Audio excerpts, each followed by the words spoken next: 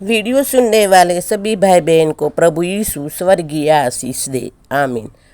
परमेश्वर के लोगों, प्रभु यीशु में विश्वासी मसीही जीवन किस तरह से मजबूत बनता है और हम सबका सच्चा मसीही जीवन कैसे बनेगा अगर हमारे जीवन में स्तुति आराधना को स्थान नहीं। हमारे यानी विश्वासी मसीह भाई बहन के जीवन में स्तुति आराधना है, तभी हम सच्चा जीवन प्रभु यीशु में जीते हैं। अगर हमारे जीवन में स्तुति आराधना नहीं है तो हम सच्चे विश्वासी मसीही जीवन नहीं जीते। तो परमेश्वर के लोगों, हमारे जीवन में प्रभु की स्तुति आराधना होना बहुत ही आवश्यक है, बहुत ही जरूरी है। स्तुति आराधना, आभार स्तुति ये महान है, सर्वव्यापी है, सर्वज्ञानी है। महानता के कारण इनको हमें याद रखना है और करना है। पवित्र शास्त्र बाइबल में यूहन्ना उसका 4 अध्याय और 2 से 24 वचन कहता है, 21 से वचन 24 वचन कहता है, स्तुति आराधना करनी कैसे करनी वो बताता है। आराधना हमें पवित्रता को ध्यान में रखते हुए करना है। दुष्टता से दूर रहकर, सारे प्रकार के पापों से दूर रहकर, सारे अंधकार से दूर रहकर, शुद्ध और पवित्र मन से हमें परमेश्वर की स्तुति आराधना करनी है। पूरे हृदय से प्रभु के भजन गाकर, प्रभु के गीत गाकर हमें स्तुति आराधना करनी है। आभार स्तुति, हमारे प्रभु कितने भले हैं, हमको कितने सारे आशीष दिए हैं और दे भी रहे हैं। प्रभु हमेशा हमारे साथ रहते हैं। प्रभु हमेशा हमारी भलाई ही करते हैं। प्रभु हमेशा हमारी भलाई के बारे में ही सोचते रहते हैं और हमें हमेशा के लिए आशीषित करते हैं। तो ये सब हमको याद करके, समझ के प्रभु की आभार स्तुति हमें करनी चाहिए। हमारा प्रभु जीवित है, महान है, इसलिए हमेशा हमें स्तुति आराधना, आभार स्तुति करनी चाहिए। हमें प्रभु की आभार स्तुति करनी चाहिए। हमारे प्रभु अजायब है, अद्भुत है, जो नहीं सोचा वो करने वाले हमारे प्रभु है। आश्चर्य कर्म करने वाले, चमत्कार करने वाले हमारे प्रभु है। परमेश्वर के लोगों में यहाँ एक कहानी सुनाती हूँ, ऐसे दंत कथा समझो। परमेश्वर ने सकल सृष्टि का, सारी सृष्टि का सर्जन किया। हाँ, परमेश्वर ने उत्पत्ति की किताब में बताया है, परमेश्वर ने 6 दिनों में सारी सृष्टि का, सारे जानवर, सारे प्राणी, सारे पशु पक्षी, सारे पेड़ पौधे, यहाँ तक कि आदम को भी और हवा को भी उत्पन्न किया, सर्जन किया। पृथ्वी पर सब कुछ उत्पन्न किया, सब कुछ परमेश्वर ने बनाया। उसके बाद परमेश्वर ने स्वर्गदूतों से पूछा कि ये सकल सृष्टि का सर्जन किया है वो कैसा लगा।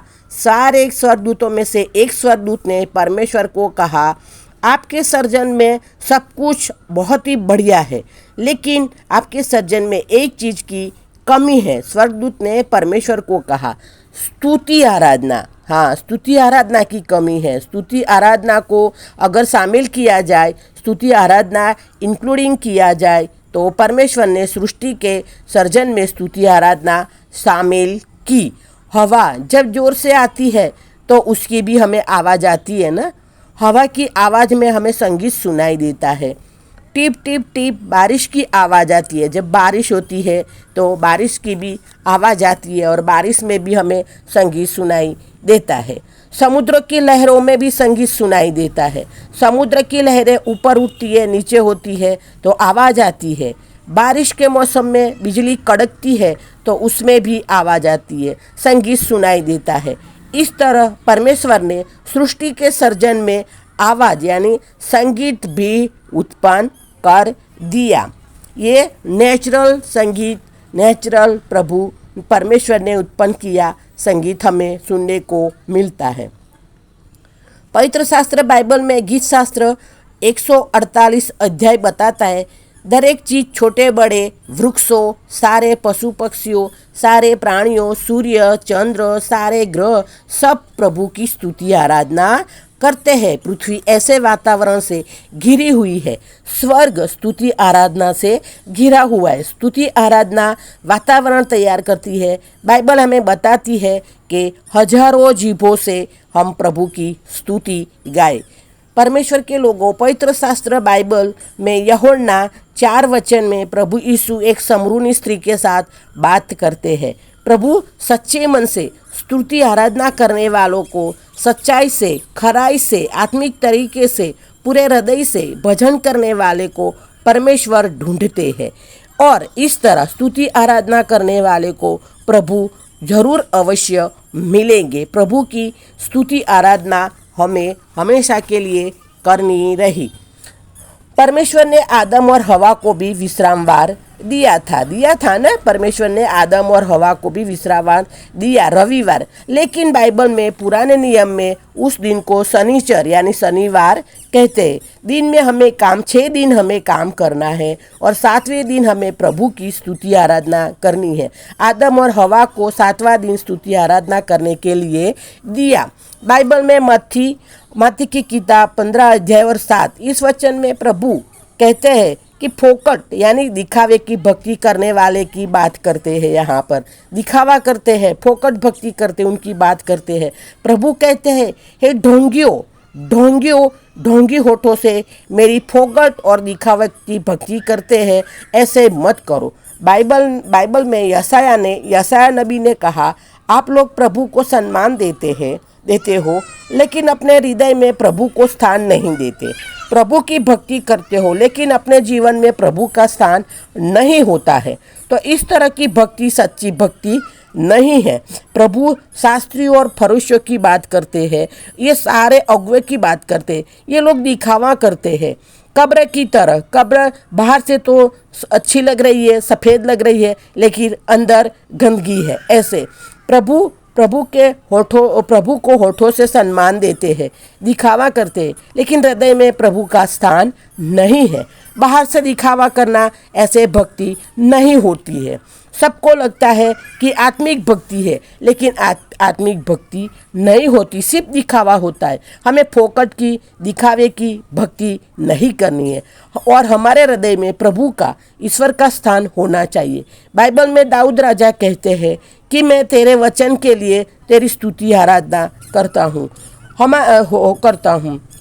हम होठ हमारे प्रभु को सम्मान देते हैं, लेकिन हमारे हृदय प्रभु से बहुत ही दूर रहते हैं। स्तुति आराधना मनुष्यों की नहीं है, हमें राजाओं के राजा और प्रभु की स्तुति आराधना करनी है। हमें दूसरों का नहीं देखना। मूसा ने इस्राएलियों को कहा था, पूरे हृदय से, पूरे मन से आराधना करनी चाहिए। अगर इस तरह नहीं करते तो फोकट भक्ति यानी दिखावे की भक्ति है। आत्मिक तरीके से प्रभु का भजन हमें करना चाहिए। वचन से ज़्यादा व्यवस्था को सम्मान देना चाहिए और प्रभु की स्तुति आराधना हमें हमेशा के लिए पूरे हृदय से करनी चाहिए। पूरे हृदय से भक्ति नहीं निकलती जब हम किसी व्यक्ति से बात करते हैं। जब हम किसी व्यक्ति से बात करते हैं, तो हमें सामने वाला व्यक्ति बात करता है तो हमें पता चलता है कि उसके मन में क्या है, वो किस तरह से हमसे बात करता है, उस व्यक्तियों को हमारे साथ बात करने में रुचि है या नहीं, ये भी हमें पता चलता है। तो इस तरह परमेश्वर को भी पता चलता है कि हम आराधना करते हैं तो हमें आराधना करने में रुचि है या नहीं। सच्चाई से, पूरे आत्मिक हृदय से प्रभु की भक्ति आराधना करते हैं कि नहीं, कि वो भी परमेश्वर को पता चलता है। जब हम दोनों व्यक्ति बात करते तो पता चलता है सामने वाला कैसे व्यक्ति बात करता है। तो इस तरह परमेश्वर को भी पता चलता है कि हम कैसे स्तुति आराधना करते हैं। अगर हम संडे चर्च में भी जाते हैं तो हमारे जीवन में परिवर्तन होना चाहिए। ऐसा नहीं कि होठ हमारे भक्ति करे और हमारे हृदय परमेश्वर से दूर रहे। बाइबल में प्रेरितों के काम 17 और 22 और 23 पौलुस कहता है, भक्ति अनजान होती है। एथेंस में अनजान देवी देवताओं की भक्ति, जिनको जानते नहीं उनकी वेदी बनवाई। अनजान देव को सम्मान में जो सत्य नहीं है, जिनका स्वभाव भी पता नहीं है, कुछ भी हमें पता नहीं है, ऐसे लोगों की भक्ति करते हैं। कुछ लोग प्रभु यीशु को नहीं जानते, प्रभु यीशु के साथ कोई संबंध नहीं है। यहाँ वचन में प्रभु यीशु समरूनी स्त्री को कहते हैं कि तुम जिनको जानते नहीं हो उनको भजते हो, उनकी भक्ति करते हो। समरूनी लोग तो अपने आप को घायल भी करते हैं अनजान देवी देवताओं की भक्ति में। उनकी भक्ति आराधना अनजान है, ईश्वर का ज्ञान उनको नहीं है। लेकिन इतिहास बताता है कि एथेंस में लोग भेड़ की झुंड को, भेड़ होते हैं ना, वो उनको झुंड होता है, उनको खुला छोड़ देते हैं। और जो भेड़ मंदिर के ओर जाता है और उस मंदिर के सामने खड़ा होता है, उस भेड़ का बलिदान देते थे। और जो मंदिर की ओर ना जाता और दूसरी ओर जाता, उस भेड़ को अनजान देवी देवताओं को बलिदान देते थे। सब लोग करते हैं तो हम भी करें। इस तरह लोक धर्म लोगों के द्वारा खड़ा किया, लोगों के द्वारा बनाया गया धर्म ऐसे ही चला आ रहा था और हम भी कर रहे हैं। लोग करते हैं, दूसरे करते हैं और हम करें, और अभी तक हमसे ये आगे से होता चला आ रहा है और हम भी करें। मतलब अनजान भक्ति। पौलुस तिमोथी को कहता है कि तू किसके पर भरोसा करता है, उनका जवाब होना चाहिए और ऐसे भी अनजान भक्ति में आगे बढ़े। और एक ऐसी पीढ़ी, अनजान पीढ़ी उत्पन्न हुई जो यहोवा देव को जानती नहीं थी। बाइबल में कलोसी की पत्री 2 अध्याय 20 से 23 पौलुस कहता है, अपनी इच्छा के अनुसार स्तुति आराधना नहीं करनी चाहिए। हमें वचन के अनुसार नियम में बने रह के ईश्वर का चारित्र को समझ के आराधना करनी चाहिए। फरोशियों प्रभु यीशु के पास आए और कहा, तेरे सारे शिष्य बिना हाथ धोए खाना खाते हैं, पेट में तो जाता है, वो हमें दूषित नहीं करता। प्रभु यीशु ने हमें स्वतंत्र किया, आज़ादी दी। प्रभु यीशु ने कहा, हमारे अंदर जो निकलता है वो, यानी झूठ, निंदा, अपशब्द, गालियाँ, व्यभिचार, ये सब हमें दूषित करता है। बाइबल में काइन अपनी मर्जी से, अपनी इच्छा से बलिदान लाया तो प्रभु ने उसको मान्य नहीं किया, अपनी इच्छा से किया। अमालेकियों ने भी अपनी इच्छा से किया तो उनका बलिदान मान्य नहीं किया। बाइबल में 1 शमूएल 15 अध्याय प्रभु का वचन कहता है, भेड़ बकरे को क्यों रखा, स्वस्थ और हेल्दी जानवर को क्यों बचाया बलिदान के लिए? तो यहोवा ने नकारा, अस्वीकार किया। शमूएल ने कहा, जब हम वचन मानते हैं, वचन के हिसाब से चलते हैं, तब परमेश्वर हमसे खुश होते हैं। इसीलिए हमें परमेश्वर की इच्छा के अनुसार करना चाहिए, प्रभु की मर्जी से हमें चलना चाहिए। अपनी मर्जी से बिल्कुल भी नहीं चलना है, अपनी मर्जी से हमें बिल्कुल कुछ भी नहीं करना है। बाइबल में लेवी की पुस्तक 10 अध्याय और 1 से 10 आयत वचन कहता है, नादाब और अबीहू ने पार को बलिदान, यानी जिनके बारे में उनको आज्ञा नहीं की थी, अपनी मर्जी से, अपनी इच्छा से बलिदान चढ़ाया तो वो यहोवा के सामने से अग्नि आया और उनको जलाकर भ्रष्ट कर दिया। यानी नादाब और अबीहू को जलाकर भ्रष्ट कर दिया, अपनी इच्छा से किया था। क्रिश्चियन विश्वासु देव मनुष्य बनके मनुष्य को ढूंढने आया है। प्रभु ढूंढ रहे हैं, जो प्रभु की इच्छा के अधीन है उनको तो परमेश्वर ढूंढ रहे हैं। तो उनको तो परमेश्वर के लोगों, आइए हमें प्रभु यीशु के अधीन हो जाइए, क्योंकि सच्ची भक्ति करने वाले को प्रभु यीशु ढूंढता है। अपने आत्मा से, सत्यता से जो प्रभु का भजन करते हैं उनको ईश्वर चाहते हैं। प्रभु यीशु उनको ढूंढते हैं।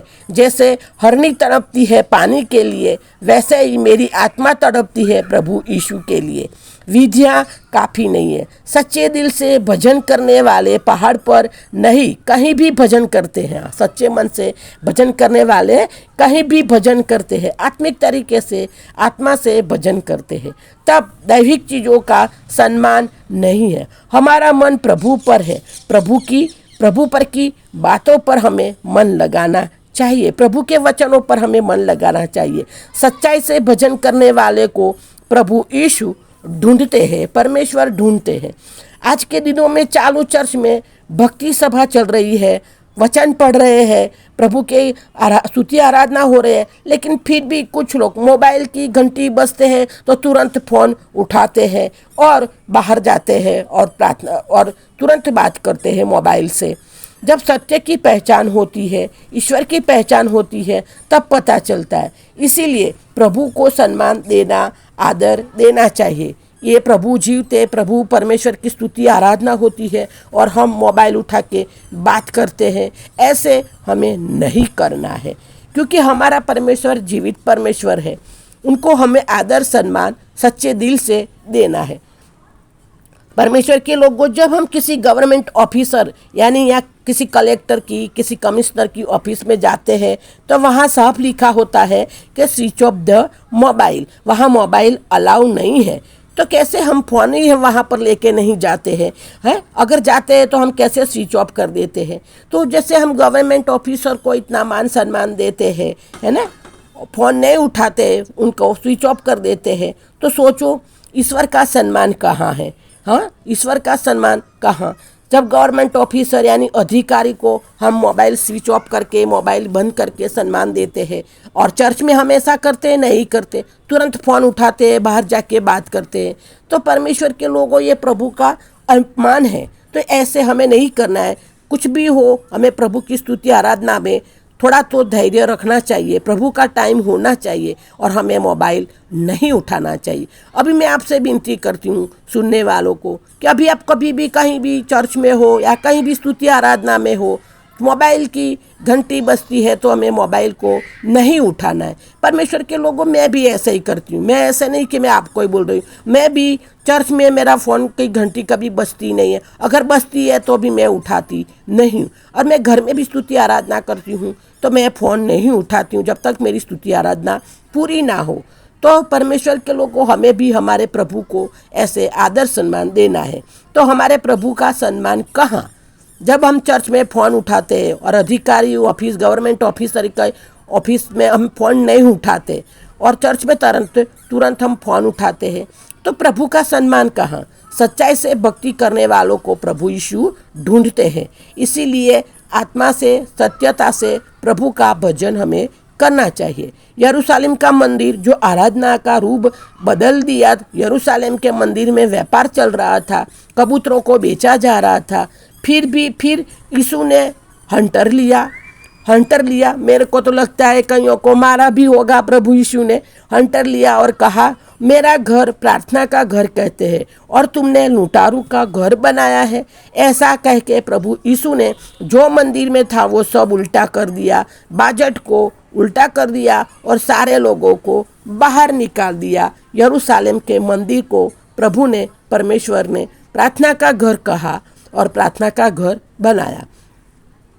बाइबल में लूका 7वें अध्याय में एक सूबेदार जिसका चाकर बीमार था, दूसरे चाकर आते हैं, प्रभु तेरे लिए जो करे योग्य है। सूबेदार ने मंदिर बनवाया।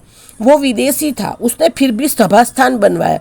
उनको यहोवा देव प्रति सम्मान था। वो सच्चा आराधक था, सच्चे मन से प्रभु की आराधना करता था।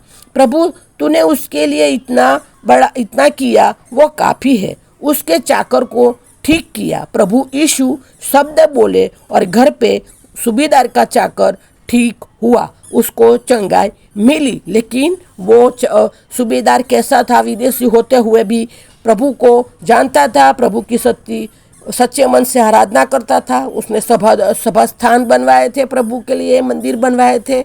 तो प्रभु को भी उनको ढूंढा और उनके चाकर को चंगा किया।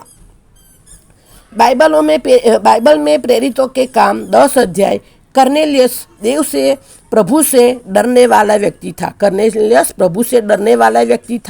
कर्नेलियस प्रार्थनावादी व्यक्ति था, दान धर्म किया करता था, गरीबों को मदद किया करता था। कलीसिया के किताब में उनका नाम नहीं था, लेकिन सच्चा आराधक था। कर्नेलियस प्रार्थना करता तो उस समय स्वर्गदूत ने उसको दर्शन दिया, क्योंकि उसने सच्चे दिल से प्रार्थना की।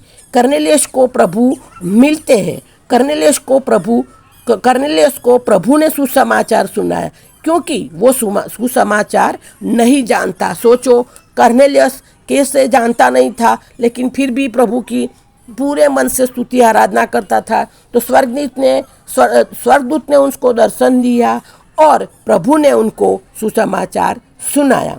लहू बहने वाली स्त्री छुपके से आई और प्रभु यीशु को छुआ और वो चंगी हो गए। बाइबल में लिखा है, ये बाइबल में वचन है, ये आपने पढ़ा होगा। सब लोग जानते हैं कि लहू बहने वाली स्त्री चुपके से आई और प्रभु यीशु को चुपके से छुआ और वो चंगी हो गई। प्रभु यीशु ने कहा, मुझे कौन छुआ? मेरे में से पराक्रम निकला। तो सारे शिष्य बोले, प्रभु इतनी सारी भीड़ है तेरे पर, सारे तेरे को छूने के लिए सब लोग पड़ापड़ी कर रहे हैं, तो कोई ना कोई तो तुझे छूता ही होगा। लेकिन परमेश्वर ने कहा, प्रभु यीशु ने कहा, मेरे में से पराक्रम निकला। कितनी भी भीड़ हो, हमें प्रभु हमें ढूंढ लेते हैं। हाँ, चाहे भीड़ हो, चाहे आवाज़ हो, कुछ भी हो, प्रभु हमें ढूंढ लेते हैं, हमारी आवाज़ सुनते हैं। प्रभु हमारी आराधना सुनते हैं और हमें भी ढूंढते हैं। प्रभु सूबेदार को, कर्नेलियस को, लहू बहने वाली स्त्री को, ये सब लोगों को प्रभु यीशु मिले। वैसे हमें भी प्रभु यीशु पर विश्वास करें, सच्चे मन से प्रभु की आराधना करें, आत्मा से आराधना करेंगे, प्रभु को समर्पित हो जाएंगे, सच्चाई से जीवन जिएंगे, शुद्ध और पवित्र जीवन जिएंगे, तो मेरी प्रार्थना है, विश्वास है, एक दिन प्रभु यीशु हमको भी ढूंढ लेंगे और हमें भी मिलेंगे। अगर आपने ग्रहण किया है तो कहिए आमीन। परमेश्वर के लोगों, मैं प्रार्थना करती हूँ कि ये वचन हमको समझने में हमारी सहाय और मदद करे और प्रभु हमको भी ऐसी शक्ति सामर्थ्य दे, ऐसा हमको मन देता हम भी कर्नेलियस की तरह, सूबेदार की तरह, ऐसे हम भी ये लोगों की तरह हम भी पूरे मन से, पूरे दिल से, सच्चाई से प्रभु की स्तुति आराधना करें और हमेशा के लिए करें, ताकि हमें प्रभु ढूंढे और हमको आशीषित करे। ये मेरी प्रार्थना है और प्रभु हम सबको आशीषित कर दिया है। आमीन। धन्यवाद। वीडियो अच्छा लगा है तो शेयर करना, सब्सक्राइब करना, लाइक करना और दूसरों को ज़रूर बताना। प्रभु इसको आपको आशीष देंगे। आमीन। धन्यवाद। प्रभु यीशु की दासी वासंती।